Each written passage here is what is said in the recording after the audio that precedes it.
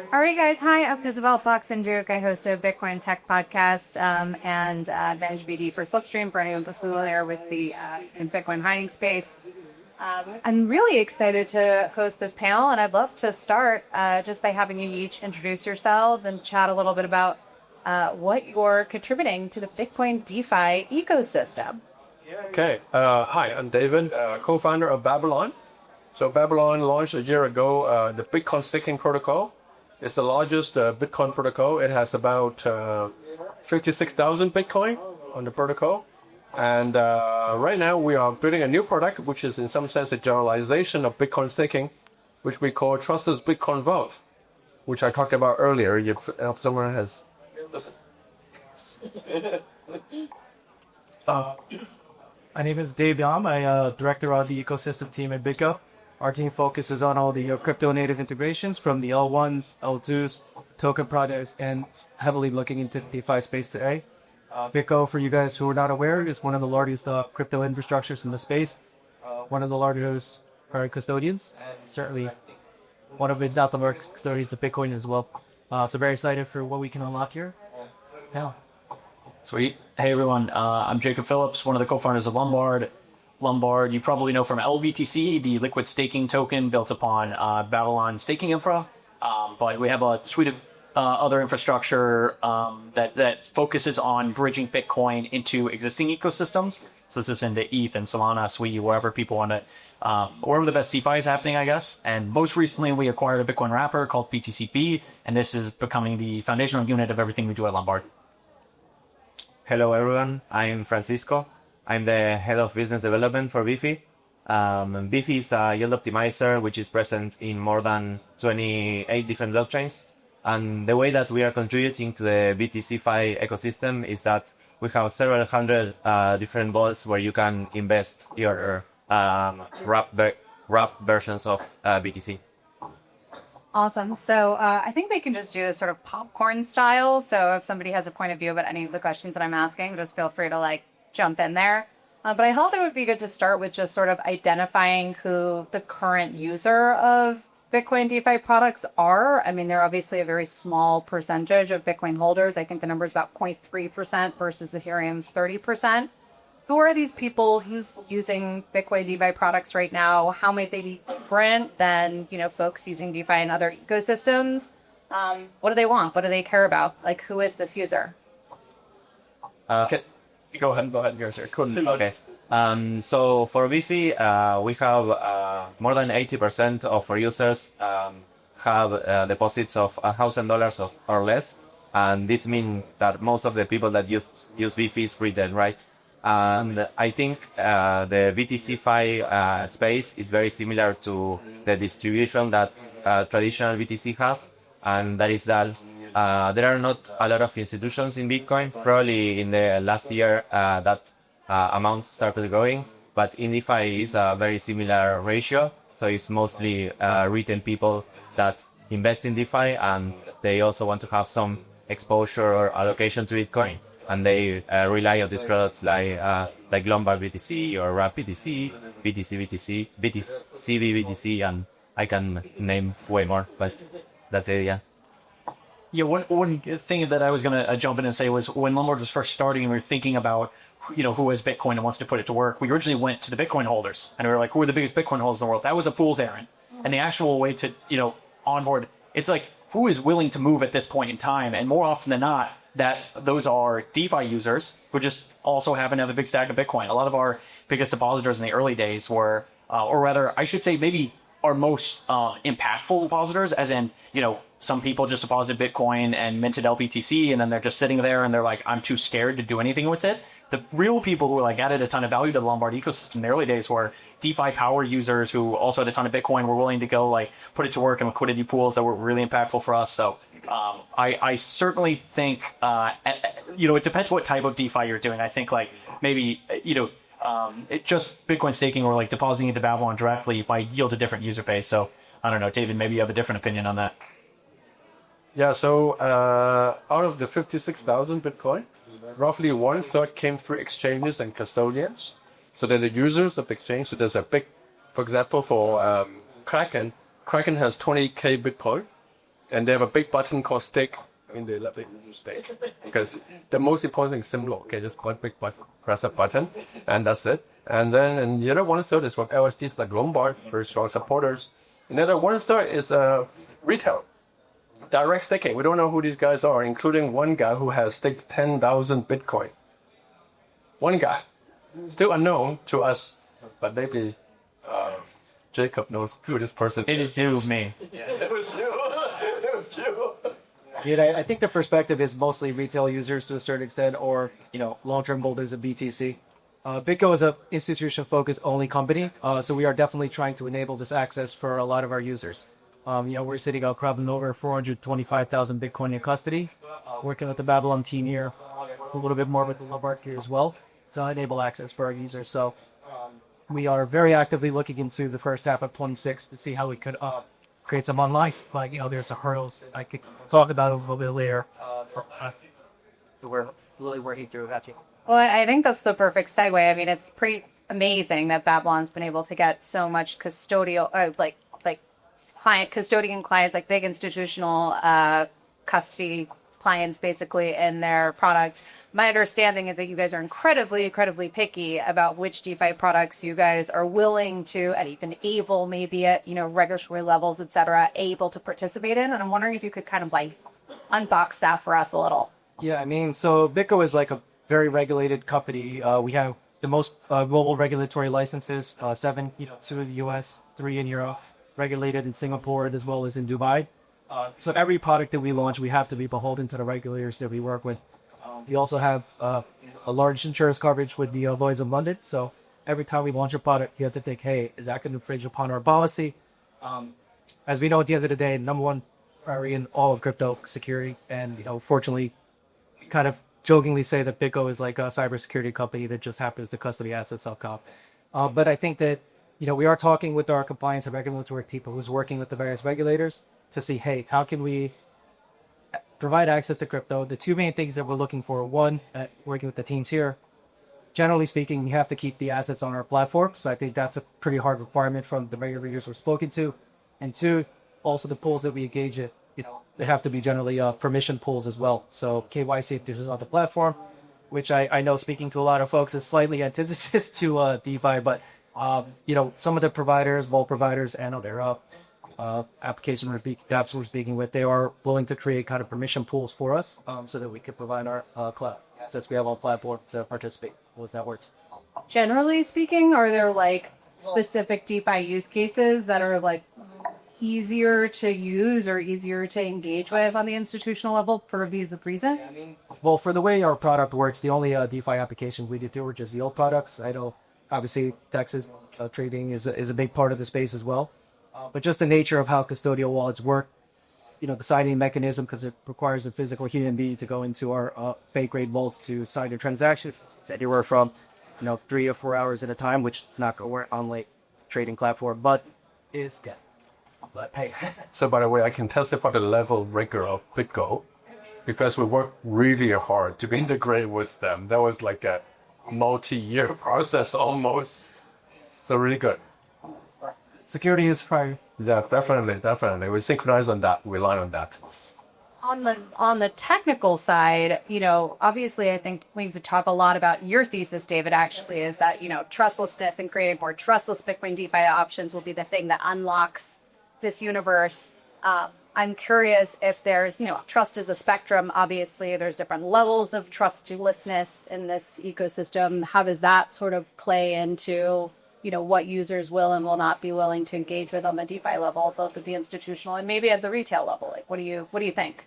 Yeah, very briefly. So I think if you look at the Bitcoin staking protocol, it's kind of interesting because it's kind of built on sort of local trust. Like users of BitGo trust BitGo, users of Anchorage trust Anchorage, Kraken exchange user trust Kraken. And then the protocol kind of bootstrapped that into a sort of a global trust minimizing a trustless system. So that's mostly how Bitcoin staking actually works. So it's not like start from scratch, everybody purely trusts this. I would just speak on the institutional level. It's just going to require a lot of education. So both on the, corporate entities, if you look at all the DATs now that are coming into place, there's almost 7% of COVID that's supply there. None of these leading DATs participate in DeFi today. That's something that, they're going to have to get their boards comfortable with. the SEC or whichever country they're domiciled in. We look at, actually, no, sorry, they have 1%. The ETFs and the structured product issuers, they have about 7% of the total Bitcoin supply. They don't participate either. So, the theme of, how do we capture Bitcoin by Renaissance here that's we're hopefully going to be engaging in is getting these large institutions comfortable with the space and real bridge that gap that you're talking about for Ethereum years with regards to a percentage of supply that's participating in DeFi. I very optimistic that it's going to happen, but it takes advocates like folks you have up here to continue to educate folks and get real comfortable with it. Yeah, I feel like there's two sides to this coin. Like one side, or rather two sides of the problem here. One side is a security issue. This is like fundamental. We can't even really begin to start talking about the other one before this is solved or like well underway. And the second is, so like this is institutional grade security. And then there's like this other idea, I'm not really sure what to call this, but I'm calling it like institutional grade utility, where it's like there has to be enough retail momentum and activity on the platform to actually make it appealing, even if you solved the trust piece but didn't solve the like making this a great enough product for people to use. And sometimes this shouldn't happen most of the time, but every now and then somebody gets away with creating a product without even carrying out security. This is like the early days of hyperliquid approach, where you just focus on the product, you don't focus on something else. But if you created good enough utility, then institutions who even recognizing the shortcomings of the security will still sometimes use it. This is kind of like market makers trade on exchanges that they know are going to get hacked eventually, but they are kind of making the bet in the short term. Cool. I just want to say that we believe that the wrapped version of Bitcoin that has like the most minimized trust, let's say, would be the most popular. But seems like there are other pieces that come into the game, right? So, for example, Coinbase BTC doesn't go around saying that they have like zero knowledge proofs or any kind of crazy technology, right? But is the one that has the most TVL, at least that's on Beefy, right? So I wonder if the direction is make the product as trustless as possible, or just that the entity that you trust is like established and respected, and basically a good entity. Yeah, I mean, I think, many people in this room are sort of making the bet that if we make this, perfectly trustless option, then, all this liquidity will be unlocked. It's sort of a meme at this point, and actually kind of improve it, how much users really care about that, and like to what extent they will just jump into the pie just because we have good security. What else do users care about? Like on the product market fit side, what do we need to see? I have to argue something, right? We have 56,000 Bitcoin in Babylon. Okay. It's comparable to CBBTC. Trustless. No, I mean, you're right. Sure. I'm with you. I'm all about the trust minimization. So there is some evidence. But So like, maybe Babylon's just a really great product outside of just the trust. You know what I'm saying? Like, what else do users care about? You're not. Babylon is a new protocol, right? It's like 1-year-old protocol. Hold the microphone up. When would people put 10,000 Bitcoin on a brand new protocol, right? You do a startup. Who would give you $1 billion just to deposit into a startup? That doesn't happen unless it's trustless. I want to mention that there are other pieces as well. For example, one that is very, very important is liquidity, right? So I don't want to keep going to the CBBTC example, but that particular wrapped version of Bitcoin has plenty of liquidity, especially in Base. And if you look, for example, to the BTCB version for Binance, you will find that it has great liquidity on BNB chain. So it's not only how the trust minimized aspect of it and how the entity supporting it is very respected, but also if you can actually trade this version and if you can actually turn that into real BTC. So what? I was going to just say from the institutional user's perspective, like from UI you were talking about, they don't care. Well, they do care which protocols they're participating in, but at the end of the day, just want simple options like, okay, I want to generate yield within this range. Click a button. Here's a few protocols you can potentially participate in, and they trust us because as a fiduciary, they're gonna expect that we did the due diligence on XYZ protocol, that it's secure, it's safe, and that their assets will not be lost. So that's like the main thing. I think longer term vision, how we're viewing our overall DeFi strategy within Bitcoin and outside, is going to have basically kind of a low, medium, high strategy for, hey, I want to get a low yield, 0 to 5%, medium from 5 to 10. Let them kind of opt into what level of, risk that they're willing to tolerate. I feel like David brought up delegation of trust earlier, or this concept of local trust. I think this is only going to become a bigger and bigger trend, not only among institutions, but among the whole space, where all of the apps that are going to be built are going to be sort of fundamentally predicated on delegated trust. And the nice part about this in crypto is that anybody who wants to dig deeper has the transparency to do so. So if you want to understand what are all of the underlying assets, what is the underlying infrastructure that this app is built upon, you have the freedom to do so. But more often than not, you're going to go to applications, you're going to see USD, you're going to see BTC, and you're not going to know what's happening behind the scenes. There are bridges or minting functions that are sort of selected by the application. I'm using this application. Maybe this is like BitGo's interface or something like that, because I trust BitGo enough to be able to, assume that they have done the due diligence in the back end that shows that these are safe. But the idea that we're going to pull up applications like lending protocols indexes and see 8 different kinds of Bitcoin, all with fragmented liquidity, and just accept that, I feel like we're kind of at the point where that is no longer the case. And we started to see, certainly if you're a fintech or even some of these like DeFi apps or portfolio trackers that we've started to move in this direction. There was like Moonshot, did like crazy $100 million of revenue or something like this on Solana trading meme coins, all with abstracted US. So you kind of touched on this a little bit. You kind of mentioned that something else that people really care about was just sort of a frictionless user experience. On the institutional side, I can almost guarantee that that is the case also on the retail side. People just want to have the easiest, possible path towards using these products. What do you think we need to see specifically on the UX side, maybe, in order to kind of push forward Bitcoin DeFi broadly? I think maybe going back to what I said before, having good liquidity for these wrapped versions of Bitcoin is very important, because it's okay that you can turn BTC into this wrapped version. I have it in DeFi, but what I can do with it, right?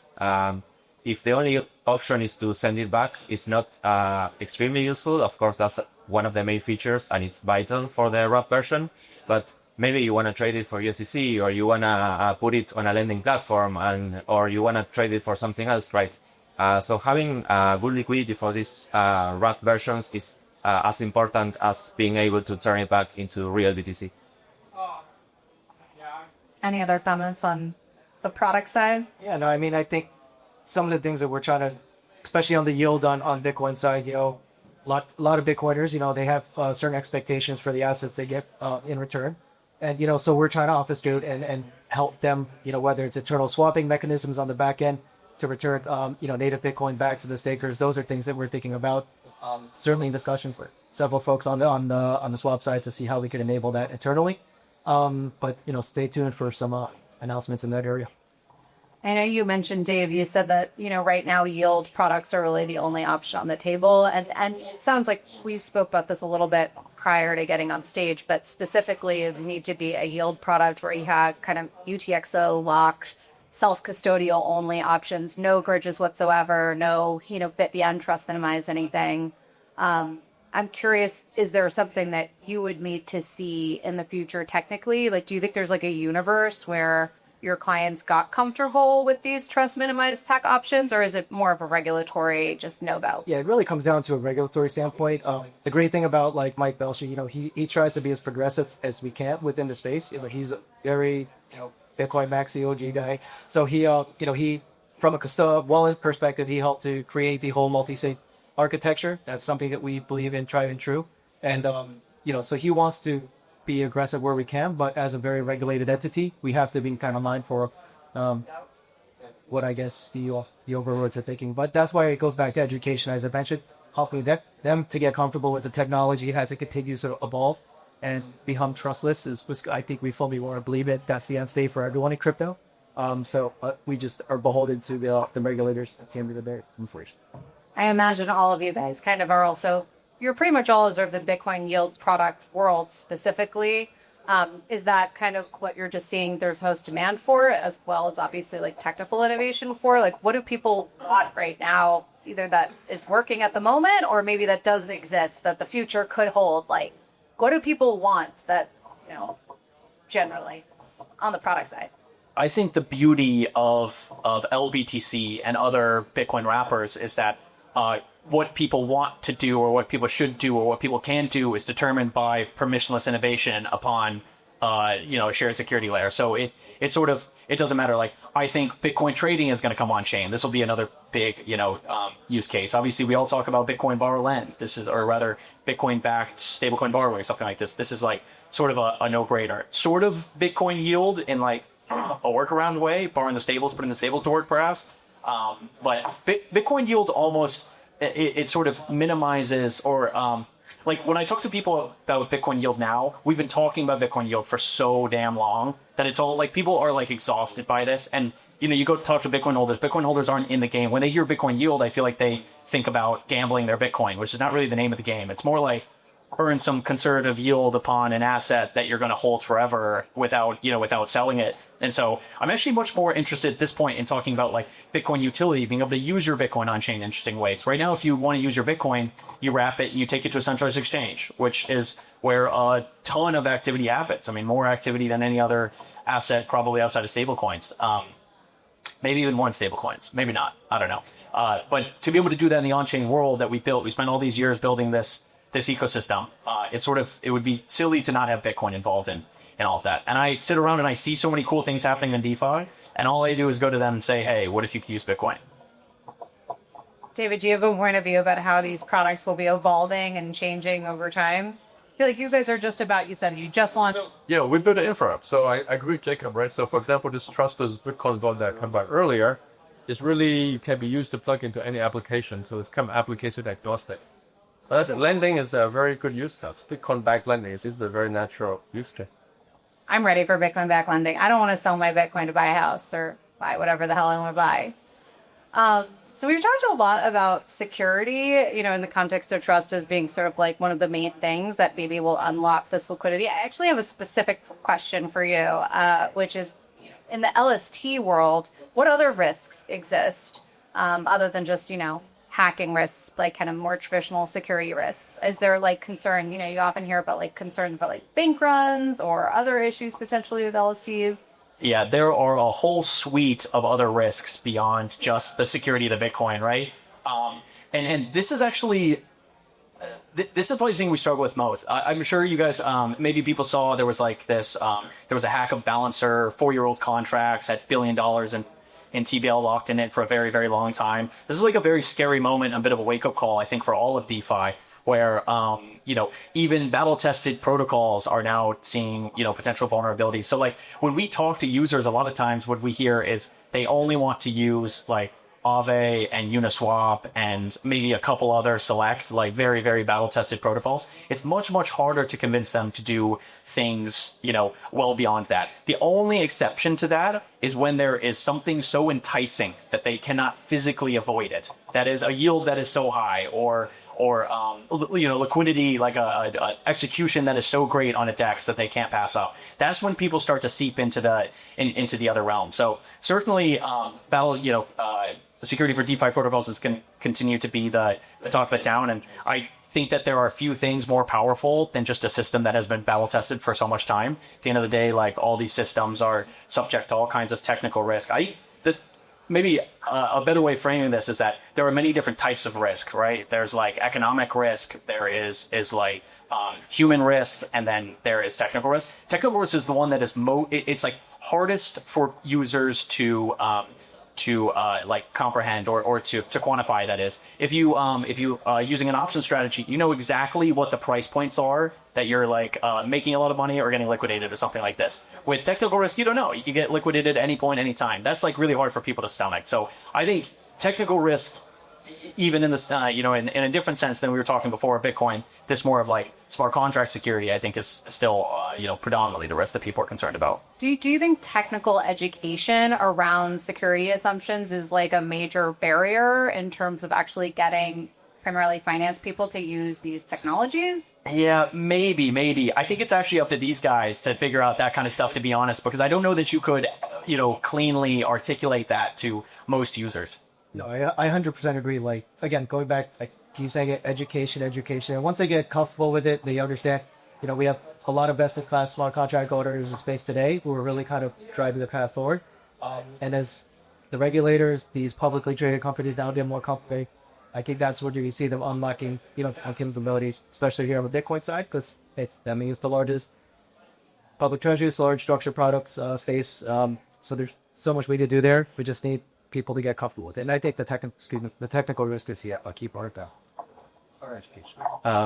I just want to add something else, maybe more oriented to DeFi specifically. The previous question was about earning yield, right? And a lot of the times, the users wants to earn yield on their Bitcoin. That's the main reason why they bring it to DeFi. And the best way, let's say, to earn yield is to provide liquidity. And the moment you start providing liquidity, especially in a pair like BTC, USDC, or even with BTC ETH, you start having impermanent loss, which is not a latent risk like a custodian that could lose their keys. But as soon as you start providing liquidity and the price moves, you start having impermanent loss, which is one risk that can affect your position. So I asked earlier, who is the existing Bitcoin DeFi user? What characteristics do they hold, be compared to other ecosystems, etc.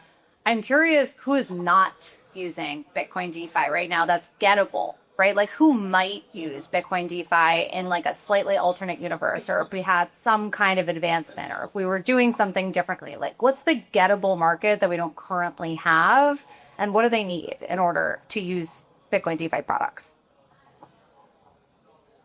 I think that the TVL on Bitcoin DeFi will keep growing. It will be a mix of retail people trusting more of these solutions, but also just Bitcoin becoming a bigger asset class, right?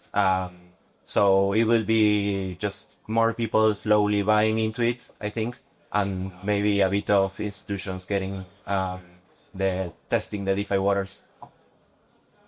Yeah, I feel like for me, it is the exchange or fintech user, somebody who's already interacting with crypto or assets similar to crypto in a way that is inherently trusted, but with a high degree of trust in whatever platform they're building upon. And one piece of this that I feel like doesn't get talked about enough is this idea of like implicit insurance, where if you use a product on Coinbase or Binance, it's like inherently, well, arguably it's more secure because you assume that even in the case of like a catastrophic hack, they're just going to pay out of revenue.